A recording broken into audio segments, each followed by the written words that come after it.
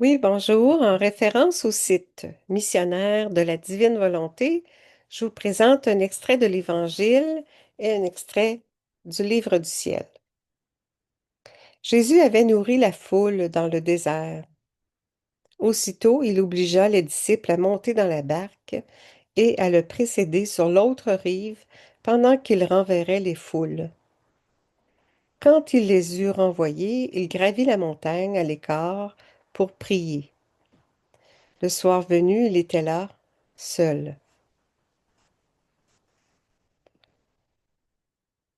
La barque était déjà à une bonne distance de la terre. Elle était battue par les vagues, car le vent était contraire.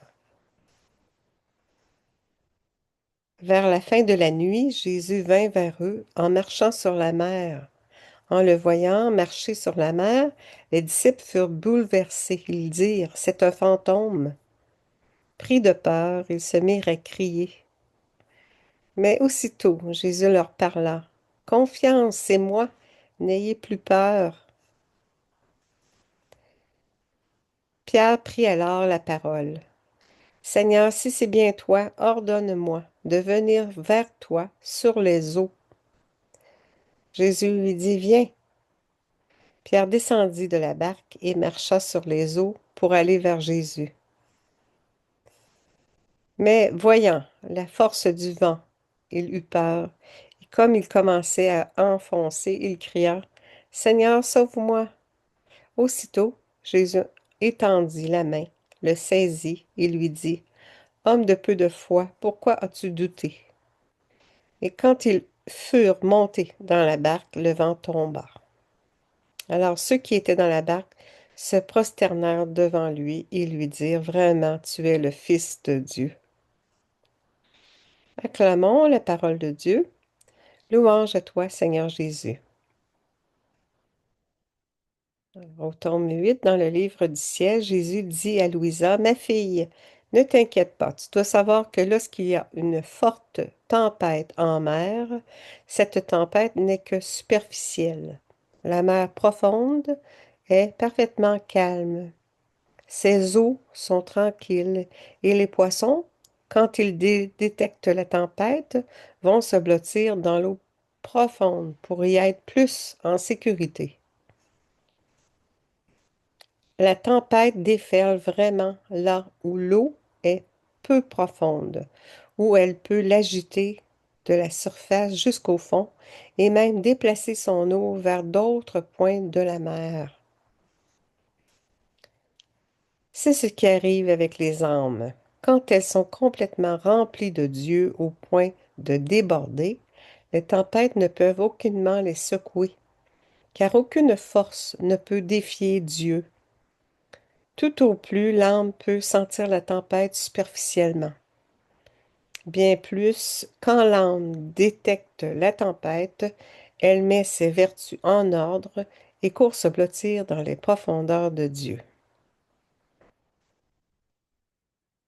Ainsi même s'il semble extérieurement y avoir tempête, cela n'est qu'apparence. C'est alors que l'âme jouit le plus de la paix, du repos, de la tranquillité dans le sein de Dieu, comme le poisson au fond de la mer. C'est tout l'opposé pour les âmes qui sont vides de Dieu ou ne le contiennent qu'un peu. Les tempêtes les secouent complètement.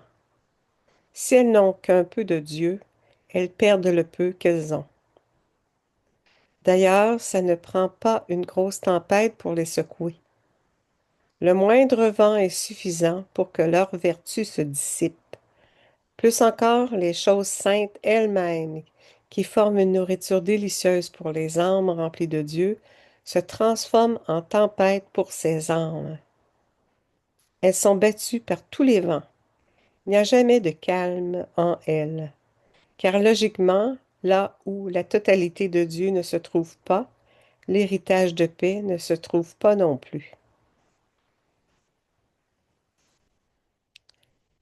Prions, unis à toi et fondus dans ton adorable volonté, j'actualise le moment où Jean repose sa tête sur ton cœur.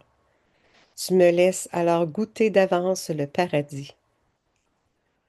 Au nom de toutes les créatures, je me repose en toi avec délice.